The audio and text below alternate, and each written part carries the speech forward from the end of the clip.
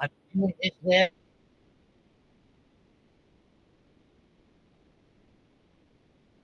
anatomy and some aspects of it today, and then bigger part on Friday, we're going to do the neurotransmitters, which are really important, particularly with the receptors. So there's a lot of stuff in this particular PowerPoint that I'm going to buzz through. In other words, I'm not even going to talk about it. A lot of the where the ganglia are and Splanchnik and this and whatever, it's ignore it. I mean, I would rather focus on what it does rather than all the nomenclature, because really the anatomy of the system isn't that biased. It's the physiology of the system because it does everything for us with regard to homeostasis. And some of the material, it's really trying to understand what the two divisions are about. And frankly, you can understand it relatively easily, I think, particularly from the test questions, as I begin to explain to you. If you understand what one division does and the other division basically is the exact opposite of it, although they work together. To that end, so I should have this all done on Friday. Monday is, I'm going to use as a review day. I mean, I realize you guys have finals to study for and other disciplines and in other classes. It's open.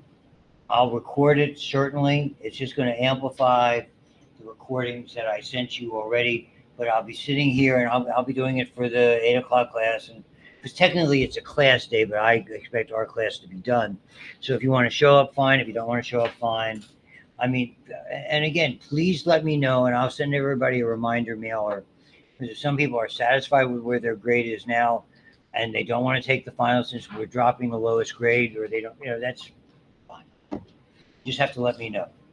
Again, this is the odd class because you're stuck with the very last exam day on the Friday. So some of you may wish to move. And I've gotten communications from some of you already who want to move that from this 1 p.m. Friday that you, hey, look, it's random how they stack that program, but that's just the way it is.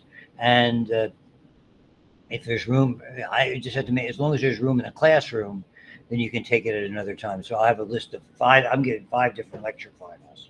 The only day I am not here is on the Tuesday. So I'm here Monday with classes, since a regular class day, but I'm here Wednesday, Thursday, and of course Friday of the exam. I'll be here. That happens. Tuesday that's our do stuff day, other than the fact that it snowed like crazy. So all that aside, here we are, getting ready to start with the ANS, autonomic nervous system. Basically, this is the area that's so important because we can't control it. And most of the therapeutics that you have, the medications that you may take, or know someone who takes, or somebody's blood pressure, or somebody's heart medication, it's about this system. We impact this system. And you're going to see in the second half of this presentation, which is the Friday, we're going to talk specifics about the receptors. And for any of you who are taking pharmacology or are going to take pharmacology or pathophysiology type nursing classes or health science related classes, this stuff is extraordinarily important to know. And it really is a fascinating system that innervates, as you can see here, stuff that we have no control over. Smooth muscle, every tube in your body basically relies on smooth muscle to push food around, to push urine around, to have blood flow going appropriately and controlling where it goes and how much and where it doesn't go and how little. All of those things. Digestive, genitourinary, respiratory. They're all these smooth muscle. And those the innervation. We talked about smooth muscle. Now you're going to see the importance of it. Cardiac muscle, which you'll learn a lot more about in AP2. Glands that control so many other things. And it's all about optimizing everything. Just the way they describe it here, adjusting heart rate, blood pressure, digestive, subconsciously. So by definition, it's involuntary, it's a motor system, and the viscera just means the internal organs. So these are the two divisions, sympathetic and parasympathetic. Effectively, the sympathetic is your action division. We're going to talk a lot about it and really emphasize it more next time, called fight or flight. What you do when you're in danger. What you do when you're on an active workout. What you do because you forgot something, you're running back to your car, you're running to your room, running back here. You're in what we call fight or flight mode, action mode. Your body, as soon as you get up from here, it starts to go into that mode a little bit. just because you're increasing your activity level. But you'll think of these are the things to remember. We'll go over it many times. Your eyes are wide open. You're breathing rapidly. You're not producing a lot of saliva and stuff because that distorts or creates a disadvantage to breathing in and out. Your respiratory passageways are wide open. Your heart's pounding. Your respirations are going rapidly. Your blood vessels are wide open to the heart, to your skeletal muscles. You're taking that blood flow away from an area that you're not going to be using right now. That's your gastrointestinal and genitourinary systems. That's basically what happens. You activate the cooling mechanism through perspiration. If you remember, that's fight or flight. That's pure sympathetic. If you know that, the opposite of it is parasympathetic. A lot of the questions on this exam, I'm telling everybody, not because I like you better, though in some cases I do. I'm telling everybody the same thing. A lot of the questions are in fight or flight, does your heart accelerate, decelerate, or stay the same? In fight or flight, does this happen? Are your eyes dilated? Are they constricted? Or do they stay the same? Or they're unaffected? That kind of question. Okay? So if you know what one does, or if you're in full parasympathetic mode, the opposite of fight or flight, what happens then? Okay, that's the nature of those questions. So that's what you should be looking for vis-a-vis this chapter, along with some other stuff. And this is a motor system, and we're not going to go crazy with naming the pathways. I'm going to show it where you are, and the big deal is what is being signaled by what neurotransmitter and how it works, and the names we give them. That's what's coming up. We already know about muscles, skeletal muscles we control. That's somatic. All the stuff we don't control, autonomic nervous system. I mean, there's a lot of stuff there, and I'll show you the illustration which explains pre and post ganglionic a lot better than reading all of that stuff because it confuses me. You can imagine what it would do typically to students that are there. There's two divisions. Sympathetic. Another name for that, and again, that's the action division.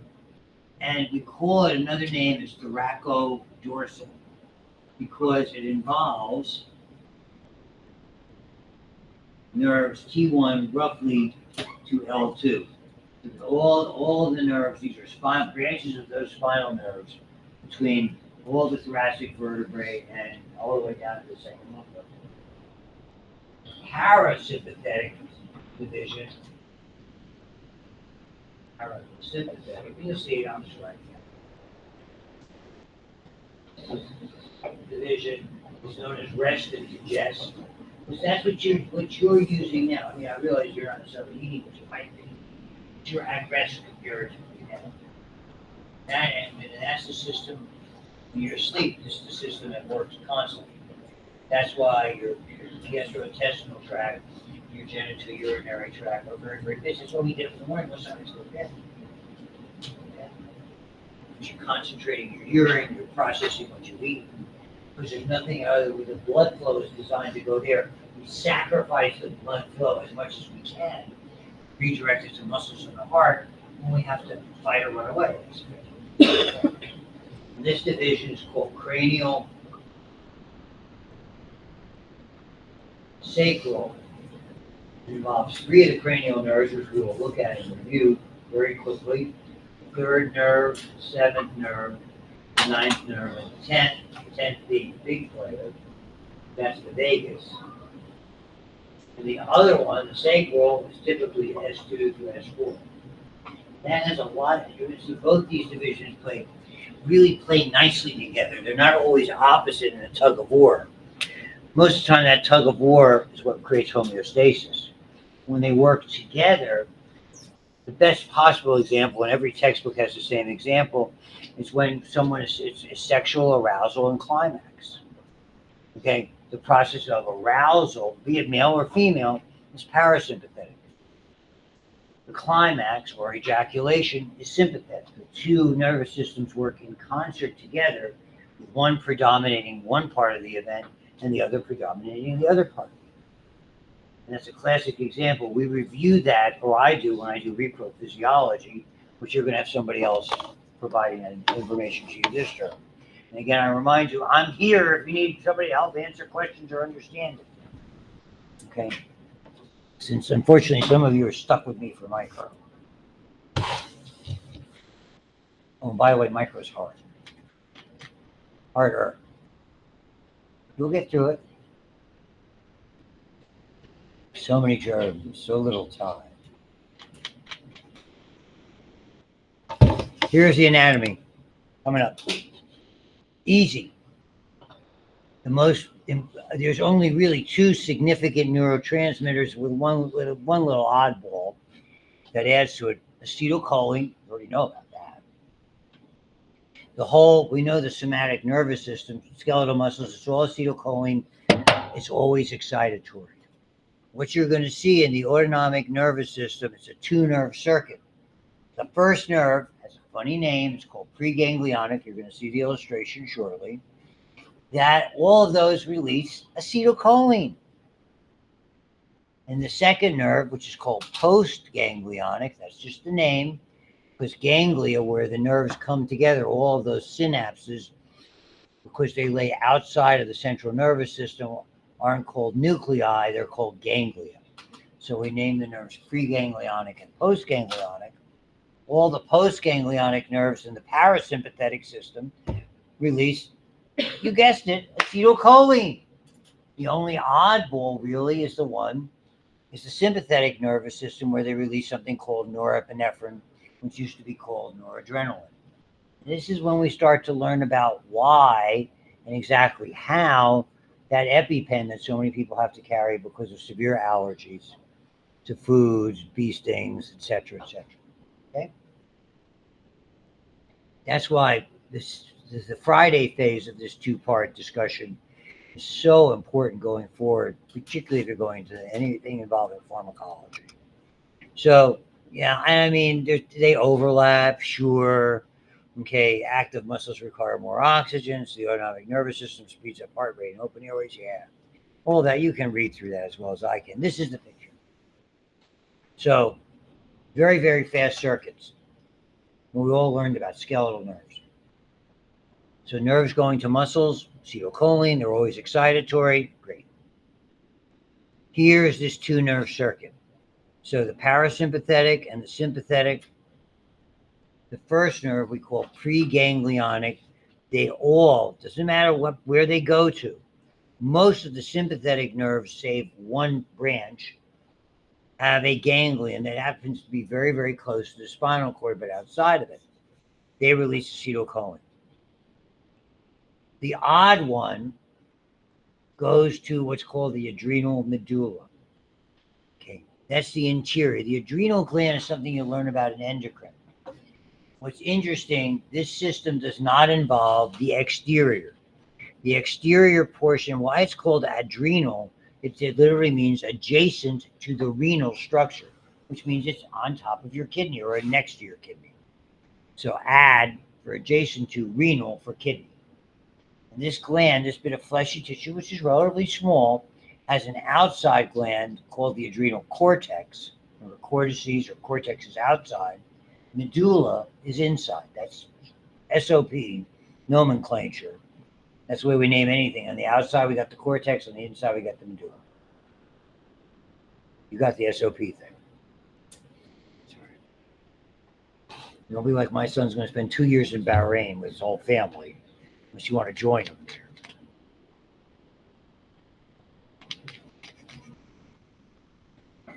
there.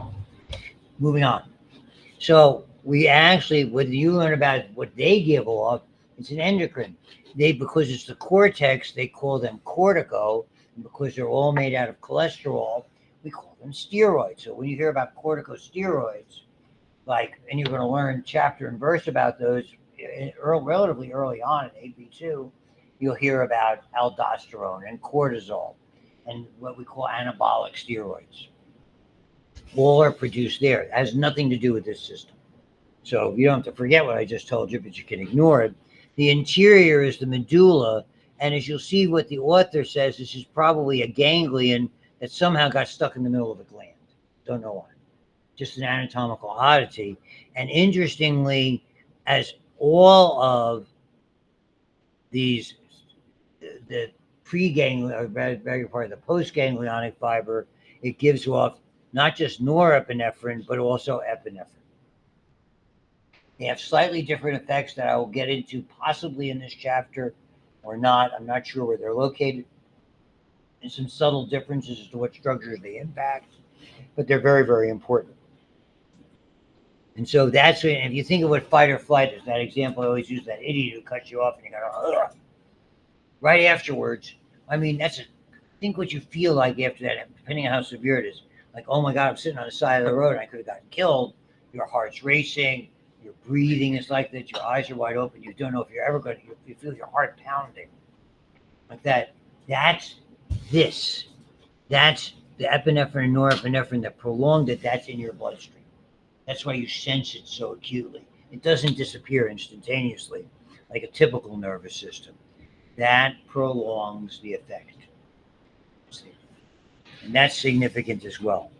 And then lastly, as you can see down there, the other half of the system, the parasympathetics, basically, they give off acetylcholine. You're going to see there's one oddball here, okay? And depending on the receptor, here it's not the neurotransmitter.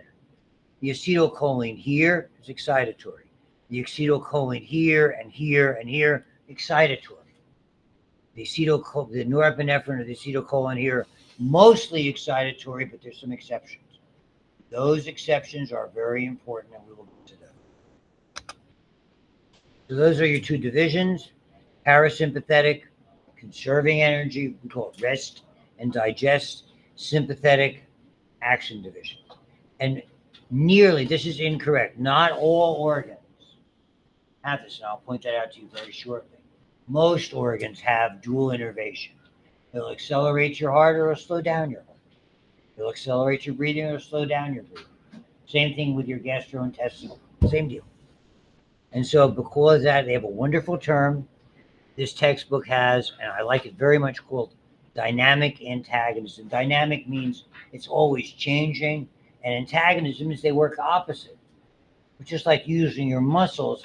We call them antagonists, agonists, the prime mover, and the antagonist governing it. So they keep each other in check, which is the beauty of the human body. There's always checks and balances that are there. So here's parasympathetic, and that's why overnight, these are the systems that are busy. Your heart doesn't need, you basically keep your heart going at a base rate.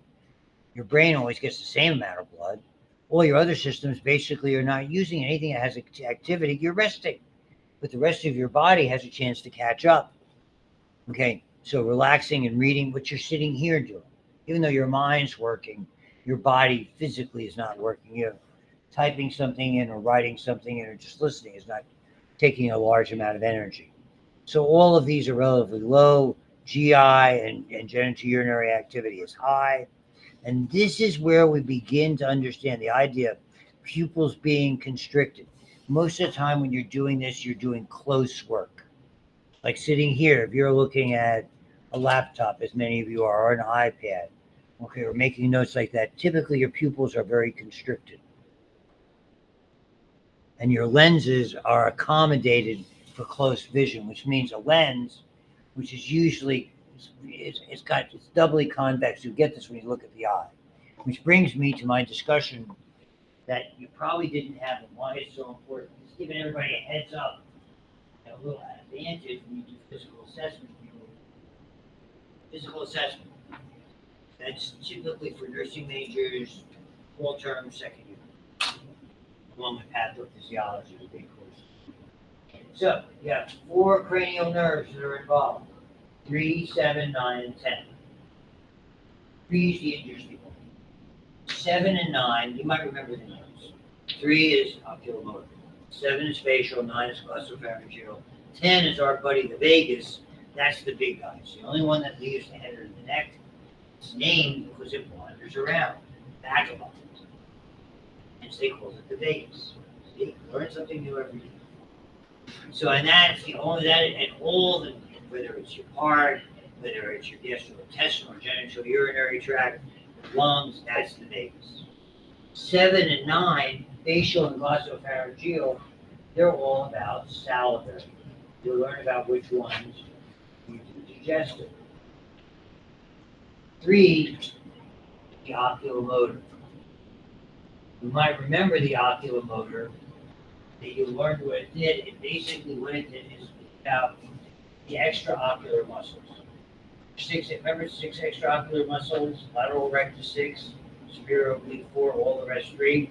So when you do this in a physical exam, like someone's in concussion protocol is, okay, follow my finger. Reflex eyes go up, down, side to side, right? That's the oculomotor nerve. But the other thing you do when you're doing a physical exam, you have an item in your pocket that looks like a pen, except it's a pen light.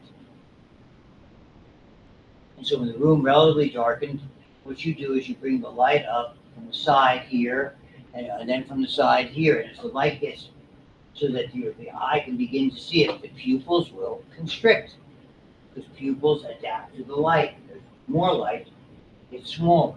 When you take the light away, they go back and get larger. And it should do the same on both sides. The fact that you this side or that side, they both will equally, bilateral and symmetrical, equal on both sides. You bring this light up, they will both constrict, and they'll constrict at the same rate. We look for symmetry. Looking the same on both sides. When you take it away. And so we have a name and expression for that. Okay? So that is, the pupils are equal and reactive to light. The other thing is you turn off the light and say, look at the tip of that pen light. And I'm going to bring it close to your nose. What's going to happen, your eyes, you can't help it, are both going to point, those muscles are going to point to that, and the pupils are going to constrict. We call that accommodation. So when you have a chart, you're doing a neurological assessment, there's all sorts of different steps to it, like sticking out your tongue, moving your jaw against resistance, moving your head from side to side. Learn about it. We use this acronym. Pupils equal and reactive to light and accommodation. And this goes on the chart. If you did that test, everything's normal. In the first part, this is like the concussion protocol that you see. You see it on the sidelines, but now they have that blue tent that they bring the football players into, so you don't see it. But they get up there, how many fingers do I have? Follow my finger. That type of stuff. Okay? Moving your jaw against resistance, that's the trigeminal or the fifth cranial nerve, etc., etc. Learn something new every day. So don't tell them where you hurt. Don't tell them what I told you.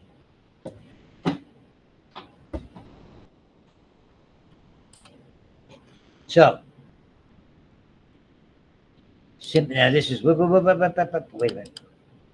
Oh, here you are. Parasympathetic division, what it does. Sympathetic division. Fight or flight. Again, can't stress it enough. And fight or flight occurs whether you just get up and start walking. It'll start to increase the activity of sympathetic, or, oh my God, something terrible happens. We have a fire drill. We have to race out of here. There's really a fire, and we get or excitement, emergencies. Pick it.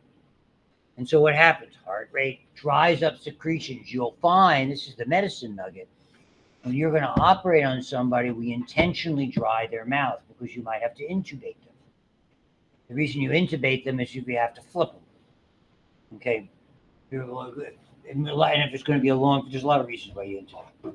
But typically, if someone's supine, lying flat on their back, you just put an airway in. It's a relatively short procedure. But you always start with that. And then you make sure their secretions are dry. So one of the pre-op medicines that are ordered, and this is typically from an anesthetist or a nurse anesthetist, is something that will stop, we call it parasympatholytic. It stops the parasympathetic. In the old days, we used something called atropine. Do that. Again, I haven't seen a pre-op order in 25 years on a chart of one of my patients. So that's a long time. I'm sure medicines have changed and how they're written have changed. And the doses and everything is different. A lot of the stuff, I'm curious about it. Whenever I had to have a procedure, I'm always asking, I'm curious.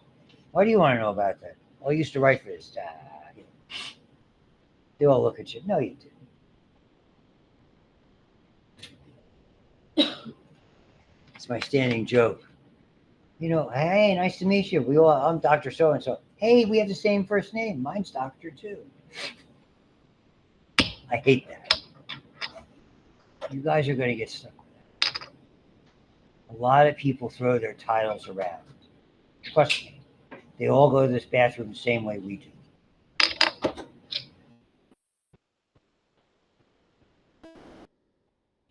I'm in the luxury. I have the luxury of being able to tell them off because I don't have to care what they think about me. It's true. My wife goes, "Don't worry, he's losing it anyway." But I don't like it when people behave that way just because they think they're special. There's always somebody smarter than you. Doesn't make you special. So this is one of those you just got to know it. Okay. The length of the preganglionics and postganglionics are different. The sympathetic nervous system, the first nerve, the preganglionic nerve, is short because the ganglia are right next to the spinal cord. So they have short pre's and long posts. The parasympathetic have long pre's. The vagus wanders all over and short posts. If you just remember that, this is one of those, you're going to only have to learn it once. And I promise you no one will ever ask you. Sympathetic, short preganglionic fibers, long postganglionic fibers. Parasympathetic, think of the vagus wandering all over the place. Long preganglionic fibers, short post. In other words, once it gets to its destination, the next circuit's very, very, very, very tiny. So here again, craniosacral and sympathetic. Paras, long pre, short post, sympathetic, the opposite. And then they get into where these ganglia are all located. So I'll show you them pictorially just for context. I mean, it's not exactly accurate. You'll see that this doesn't even do it justice. Here's the sympathetics, and they're not even that far away. They literally are right next to the spinal column. It's called the sympathetic chain. And you'll see it. They have a very good illustration of it. But in relatively speaking, this is the idea. They're short, and when they're going to whether they're going up in your head or down toward your genitourinary area, so it's a relatively long trip. Here, the eye, relatively short, salivary glands, relatively short. Here's the vagus wandering all over the place to get to all these different organs. And see, it's a little shorter trip when you're talking about the sacral. Very interesting nervous system. This is the kind of stuff that you don't have to know about other than the long and short kind of stuff. I don't care about rami communicantes. I don't care about the names or all these ganglia that are there. I mean, you should know about, I don't care so much about the branching, but what they do, rest and digest, fight or flight. And then we're going to look closely at the neurotransmitters. So briefly, we're going back to paras. Cranial sacral, and then they give you the names of all these ganglia. It drives me bananas. I don't even do this with my advanced anatomy students here. In graduate levels, you do that. Okay. In medical school, this is the kind of stuff when we did neuro, we have to learn. So why would you have a typical first year or entry level student learning this? I have no clue. The word would be useless.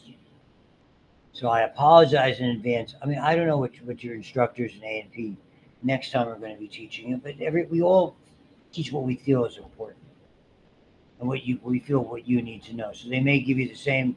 There's a lot of stuff, unfortunately, you don't need to know, but it's just part of the curriculum. And so you can see that difference. Cell bodies are located. You don't have to know where that is. Here's the oculomotor. All it is, what happens when you constrict your pupils, the lens gets rounder. That way it can focus the light when you learn about eye physiology, where you're part of maximal vision. It's like how they grind your glasses or do your contacts, whether you're farsighted or nearsighted. If you're looking far away, your pupils dilate, the lens flattens. So it has to do with how it bends the light. This is not my long suit to discuss with you. I hope the other instructors are a little better versed in it. I'm nearsighted, so I mean I can take off my glasses, and frequently at night I'll read without my glasses on. But I mean, I couldn't read anything on that periodic table. That's for sure. You all look relatively blurry for me, which is unfortunate because I like looking at you. Well, some of you, and most of you. And so here, I could care less about a pterygopalatine ganglia. Okay, these are basically the facial and glossopharyngeal. It's all about saliva and glands. The vagus, 90%, vast majority goes all over the place. They all have names. Don't worry about it. Sacral, same thing. Splanchnic nerves. Don't worry about it. Where they go and things like that. Interesting chart, just gives you an idea of how extensive the area. So you would think that's everything in the body. It's not. I'm getting up to the important one. The sympathetic innervates more organs. Very significant. So some structures are innervated, and this is, you always memorize exceptions. Everything has dual innervation, but, typical question. When your body is very active, you have to cool it. You're generating heat. What do you have to activate? Your sweat glands. In order to do that, okay, at the same time, because they're at the basically associated or in close proximity to hair follicles, that makes your hair stand on end. So when we get excited or active, we get whatever you want to call them, goosebumps, goose flesh, I don't care. It's that feeling you get, like the thing with something would kind of gets you going. Oh boy, that was exciting, and all of a sudden you can feel that. That's sympathetic nervous system. That's there. This is the big one. Smooth muscles of all blood vessels.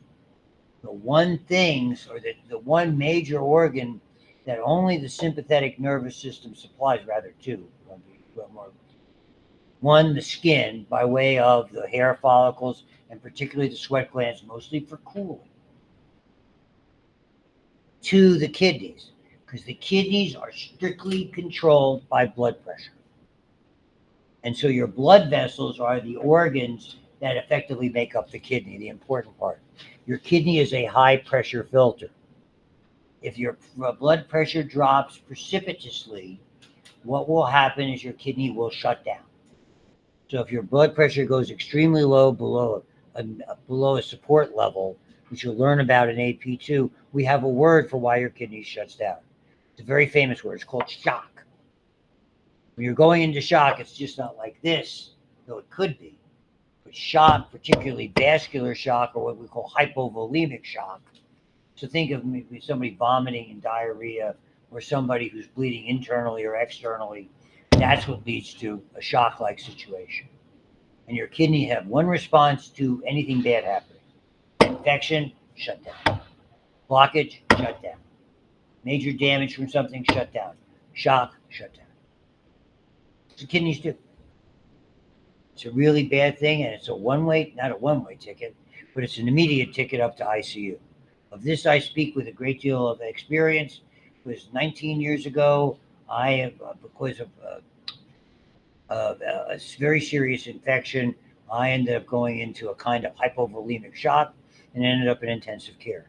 So sick was I, and I'm only 55 years old, and I could reiterate this story in micro, that they called my 87-year-old mom at the time and told her I was close. No mom wants to hear that.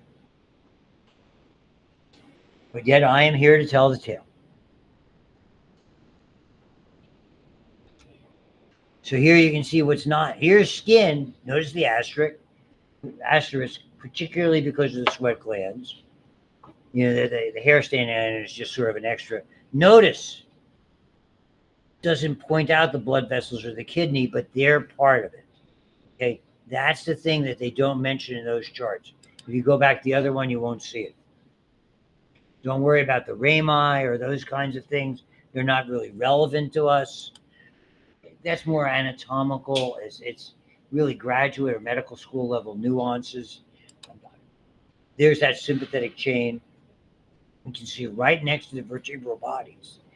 years ago, when I was a resident, before we had technology like angioplasties, where you can insert a catheter and try to expand a vessel that was clogged, like they do with the heart, called balloon angioplasty. The treatment to try to avoid amputation was called the sympathectomy. I scrubbed in on a couple of those, holding the retractors when I was a junior resident. And what happens is they yank out this whole chain, which never made any sense to me, but because it controls how taut the blood vessels are, without it, the blood vessels dilate widely, and theoretically, it would provide a larger amount of circulation to the lower extremities. Never saw one worked in our hospital. Maybe it was the surgeon who wasn't great. I don't know. But every one of those people had that. We ended up having to amputate it. We had a lot of elderly, indigent, homeless individuals, so it was a bad mix to start with. I worked in a large inner city, moderate size inner city hospital in Philadelphia. And so we don't go into any of these areas, the collateral ganglia, terminal, whatever. Don't care. Rami communicantes, don't care. So, I mean, if you're interested, you can scroll through it. The chapter would elaborate on it. Even in whatever textbook you might have or whatever PowerPoint sequence you might care to use. So you don't have to about these different ganglia and things like that. They're very elaborate in all of this discussion. When you see the term splanchnic, it typically refers to the ventral body cavity, the thoracic and abdominal pelvic cavity. That's kind of where it gets its derivation. That's about it. That's why I'm scrolling through this very rapidly, because there's really not a lot to it for you to be worried about. This is interesting. This is the oddball, that adrenal medulla. I can't stress it enough. Most of us believe, and I am certainly one of them, and every author I have read about believes the same thing, that this is effectively a misplaced sympathetic ganglia. It's a ganglia that is, how should I say it, that for whatever reason got stuck in the middle of the adrenal gland rather than sitting there next to the spinal cord. Don't know why. No explanation. That's just our field because it works the same way.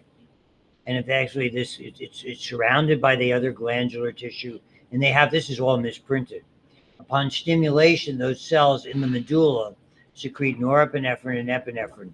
They were both previously called noradrenaline and adrenaline. Name for the gland they came from, the adrenal gland. We just changed the name. And in science and in medicine, they do that stuff a lot. Every so often. I don't know why. Maybe somebody felt it was confusing. But, and then when we get into it, actually how it works, we talk about like how the EpiPen and things like that work and why they work. So here it is. Here is this portion going into the adrenal medulla. And you can see where it is, T8 to L1. Goes into this area. The cells are there that produce the neurotransmitters. Every once in a while, there'll be a tumor, kind of cancer in there. It's very unique, very rare. Somebody with undiagnosed high blood pressure. So it's kind of like for med school students, they have to learn this because everybody's looking to find one of those. It's so rare, they get to write a paper on it. Not so good for the patient who has it. Because, you never, ladies and gentlemen, you'll learn a lot from what we call good cases. You never want to be one. I had the misfortune of being a good case. And it wasn't because of that ICU incident. So here it is. A lot of sensory neurons. They are there from the organs themselves. They are there where the blood-brain barrier is weakest in the hypothalamus. There's not a lot else to say about them. So we're continually monitoring these conditions. And they're all over the place. Like, for instance, your gut doesn't require any innervation. Your gut itself, you're going to learn about this in AP2, it has its own nervous system that's based on stretch receptors and chemical receptors and different kinds of receptors, okay, that basically every time food enters, how much is entering, how much is it stretching it, what's the chemistry of it, and the gut, basically, we call it the gut brain. It actually has its own system. It can work without any nervous innervation. Now I'm going to get you part of you why I'm a good case. Because in 1993 and in 2000, maybe 7.5 years apart, I had a section of my vagus nerve removed so the nerve wouldn't grow back together. not once, but twice, going to my stomach. That was my treatment because I had major ulcer surgery ×2, 7 years apart. And the latter of those, I was very, very sick again. So even without, they've removed that nerve going to my stomach to treat stomach ulcers, but still, my stomach functions like yours and mine. But the only difference is I have to eat small meals frequently. I'm good on the frequently.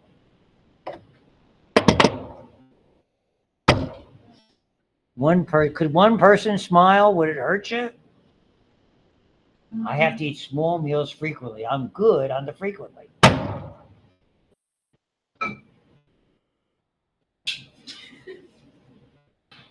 Every so often, my fingers spasm.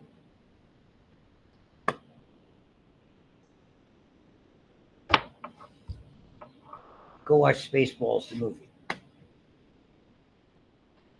The Spaceballs. Moving on.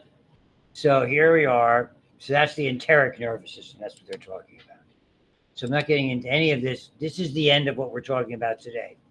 Okay, which is the intro to the neurotransmitters. Major neurotransmitters are acetylcholine and norepinephrine. By definition, anything, whether it's the nerve going to a skeletal muscle or any of these preganglionic nerves, if they release acetylcholine, the term that you're going to have become familiar with is called cholinergic. If they release norepinephrine, like the postganglionic fibers of the sympathetic, they are called adrenergic.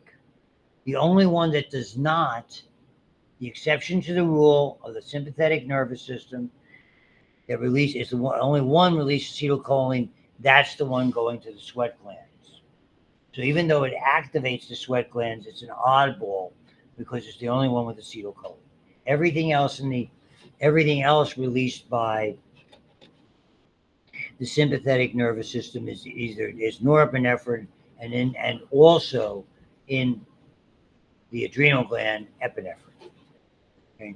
And we now really what this is leading to is the big point of our next and really last formal class has to do with the kind of receptors, because that's where we address a lot of therapeutics, whether it's blood pressure medicine, heart medicine, respiratory medicine, etc., etc. That famous EpiPen. It has to do with the receptors. And we classify them as cholinergics, and we classify them as adrenergics. And you will learn some of the classification and have to know a few examples of it. I will leave you with that. See you all on Friday. Thank you very much for your kind attention. And no thank you for not laughing at the joke.